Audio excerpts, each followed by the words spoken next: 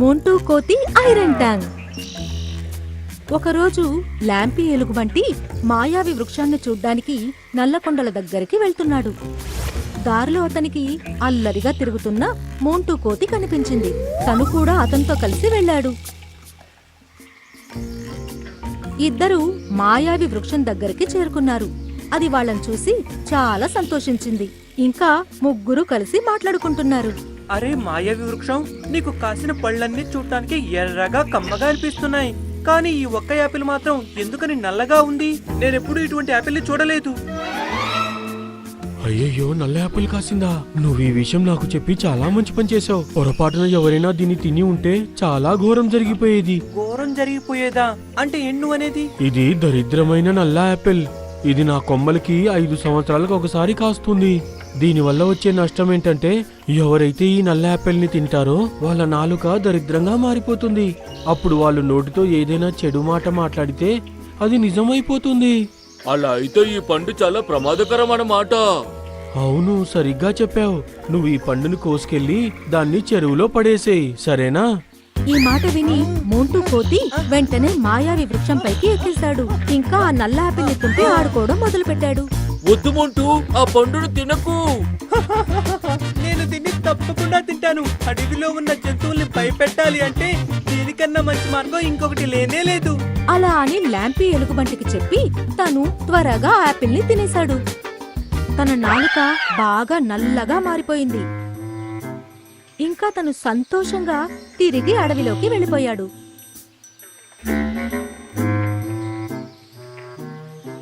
అరే బగీరా, నువ్వు ఈ మాంసాన్ని కుక్కలాగా ఎందుకు తింటున్నావు? నెమ్మదిగా తిను, అదేమన్నా పారిపోతుందా ఏంటి? ఏంటి నోటికొచ్చినట్టు వాగుతున్నావు? ఇదే నీ మొట్టమొదటి చివరి తప్పుగా భావించి నేను వదిలేస్తున్నాను. నోరు మూసుకొని ఇక్కడి నుంచి వెళ్ళిపో. నేను చెప్పేది విను బగీరా, లేదంటే ఎవరికి తెలుసు నీ పళ్ళు ఇందులోనే ఇరుక్కుపోతాయేమో. ఇక నువ్వు నీ ఆహారంలో ఒక్క ముక్క కూడా తినలేకపోవచ్చు. ఇది విని బగీరాకి బాగా కోపం వచ్చింది. తన నోట్లోని ఆహారాన్ని బయటికి తీయాలని ఎంతగా ప్రయత్నించినా అది నోట్లోనే ఇరుక్కుపోయింది. తను ఎంత ప్రయత్నించినా కాని వదిలించుకోలేకపోయాడు. నువ్వు చాలా తప్పు చేసావు మోంటూ. పాపం తను చాలా ఇబ్బంది పడుతున్నాడు. ఇదంతా కూడా తను నాతో మాట్లాడక ముందు ఆలోచించాల్సింది. కనీసం ఇప్పుడైనా విడిపించొచ్చు కదా. ఇప్పుడు నాది ఐరన్ టంగ్. అంటే ఇప్పుడు నేను ఏమైనా చెడుగా మాట్లాడితే అది నిజమైపోతుంది. ఎవరి గురించి అయినా సరే మంచిగా మాట్లాడితే ఎటువంటి లాభం ఉండదు. అలా అని మోంటూ కోతి అక్కడి నుండి వెళ్ళిపోయాడు. అక్కడ తనకి చోటు జింక, లంబూ జింక కనిపించారు. ఎక్కడికి వెళుతున్నారు మీ రామ లక్ష్మణుల జంట? మేము ఊరికే అలా తిరుగుతూ ఉన్నాం. మీరిద్దరు కూడా ఎప్పుడు ఎందుకని ఒకరినొకరు అంటుకొని ఉంటారు? మేమిద్దరం ప్రాణ స్నేహితులం. అందుకే మేము ఎప్పుడు కలిసే కాలక్షేపం చేస్తుంటాం. అలాగే నేను మీ స్నేహాన్ని ఇంకా బలపరుస్తాను. మీ ఇద్దరు తోకలు ఎలా కలిసిపోతాయంటే మీ ఇద్దరు ఎంత ప్రయత్నించినా ఎప్పటికీ విడిపోలేనంతగా. తను అలా అన్న వెంటనే వాళ్ళిద్దరి తోకలు ముడిపడిపోయాయి.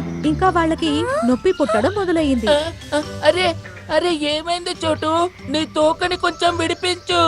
నేనేం చేయగలను? నా తోక కూడా చాలా నొప్పిగా ఉంది. భలే సరదాగా ఉంది. మోంటూ కోతి నాలుక ఐరన్ టంగ్ గా మారిపోయిందని అడవిలో ఈ విషయం నిప్పులాగా వ్యాపించింది. అలాగే తను ఎవరి గురించైనా చెడుగా మాట్లాడితే అది నిజమైపోతుంది. అందరికీ భయం మొదలైంది. తను చెప్పిన మాట అందరూ తప్పకుండా విని తీరాలి. కానీ అలా ఎన్ని రోజులు నడుస్తుంది? అందుకే జంతువులందరూ కలిసి ఒకరోజు మీటింగ్ పెట్టారు. ఇంకా ల్యాంపీ ఎలుగుబంటి అందరికీ ఒక ఐడియా ఇచ్చాడు.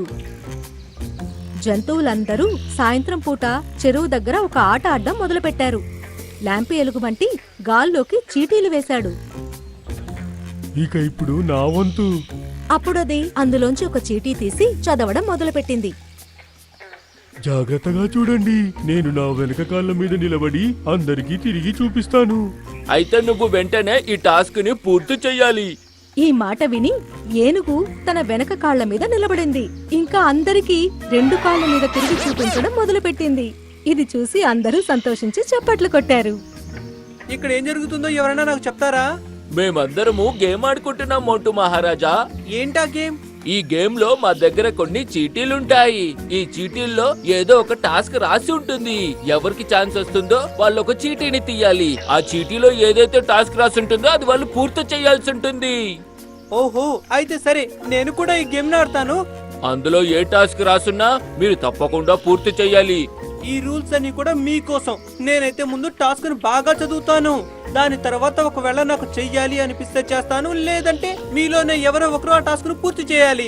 ఈ మాట విని అందరూ బాధపడ్డారు. అయినా కాని తన ఐరన్ టంగ్ కి భయపడి ఎవ్వరూ ఏమనలేదు. సరే అయితే నేను చీటీలు వేస్తాను. అలా చెప్పి ల్యాంపీ ఎలుగు వంటి చీటీలు వేశాడు. నేను తీస్తాను. మోంటూ కోతి ఒక చీటీ తీసి చదవడం మొదలుపెట్టాడు. నాకు ఇష్టం లేకపోయినా నేను చెరువులోకి దిగి బోలెడు నీళ్లు తాగుతాను. దాని తర్వాత నా నాలుక మీద నల్లటి రంగు పోతుంది. దాని తర్వాత ర్యాంచో నన్ను గట్టిగా కొడుతుంది. ఆ తర్వాత తేనెటీగల గుంపు నా వెంట పడతాయి. ఇంకా నన్ను కుట్టడం కూడా మొదలు పెడతాయి. అదంతా చదివి తను జంతువులందర్నీ కోపంగా చూశాడు. అలా అస్సలు జరగదు, మీరందరూ చూస్తూ ఉండండి. అలా అని తనంతట తానే చెరువు వైపుకి వెళ్ళాడు. తను చెరువులో బోలెడు నీళ్లు తాగాడు. ఇంకా తన నాలుక నుండి నల్ల రంగు పోయింది. మీరందరూ కలిసి నన్ను మోసం చేశారు. మీ సంగతి చెప్తాను. మీ అందరికీ ఒళ్ళు నొప్పులు వస్తాయి. అలాగే మీరు అందరూ నన్ను క్షమాపణ అడుగుతారు. దాని తర్వాతే ఆ నొప్పులు తగ్గుతాయి. నీ నాలుక ఇప్పుడు మామూలుగా అయిపోయింది. ఇప్పుడు నువ్వు ఏం చెప్పినా అది జరగదు. ఏంటి? ఇప్పుడు మోంటూ కోతికి అర్థమైంది తనే స్వయంగా వలలో ఇరుక్కున్నాడని.